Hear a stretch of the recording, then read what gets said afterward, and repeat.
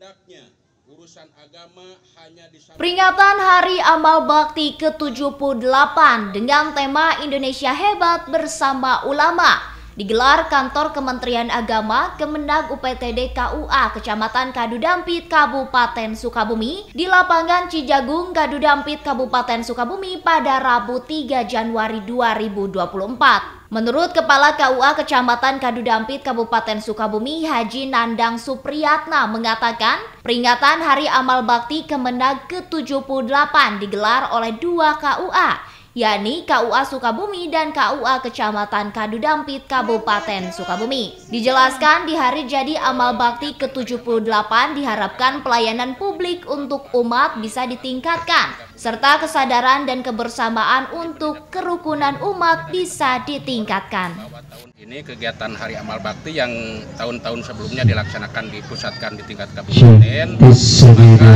hari ini secara semarak se-Kabupaten Sukabumi diselenggarakan di masing-masing kecamatan ataupun digabung dengan kecamatan terdekat. Yang kebetulan pada kegiatan hari ini kami yang memang memegang dua kecamatan Sukabumi dan Kadudampit untuk efektif dan efisien digabungkan dua kecamatan yang pelaksanaannya pada hari ini bertempat di lapangan Cijagung Kadudampit.